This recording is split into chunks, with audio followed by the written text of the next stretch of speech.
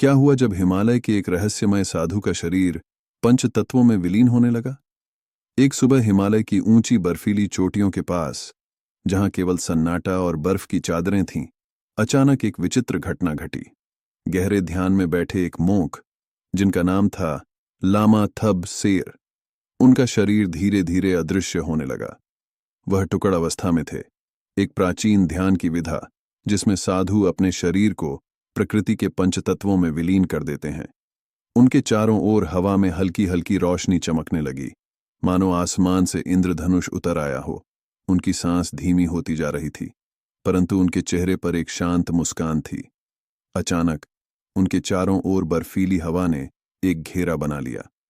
पास के कुछ यात्री, जो इस दृश्य के साक्षी बने, हक्के बक्के रह गए।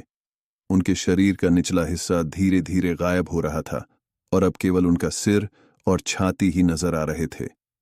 लामा थब सेर ने धीरे से अपनी आंखें खोलीं और मुस्कुराते हुए बोले, जब शरीर नहीं रहेगा, आत्मा सच्ची स्वतंत्रता पाएगी। यह केवल प्रारंभ है। उनकी आवाज गहरी थी और वह गूंजती हुई चारों दिशाओं में फैल गई। यात्री उनके पास जाने की कोशिश कर रहे थे, लेकिन एक अदृश्य शक्ति उन्हें रोक रही थी। उनकी आंखों के सामने लामा थब सेर का शरीर हवा में घुल गया। केवल उनका सिर बचा, जो अब एक प्रकाश पुंज में बदलने लगा। यात्री सकते में खड़े रह गए। आसमान में अचानक 7 रंगों का इंद्रधनुष प्रकट हुआ, जो चारों दिशाओं में फैल गया।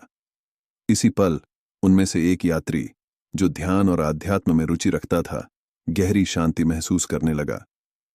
क्या यह साधु अब द लैंड ऑफ इमोर्टल्स में पहुंच गए हैं? वह बुदबुदाया।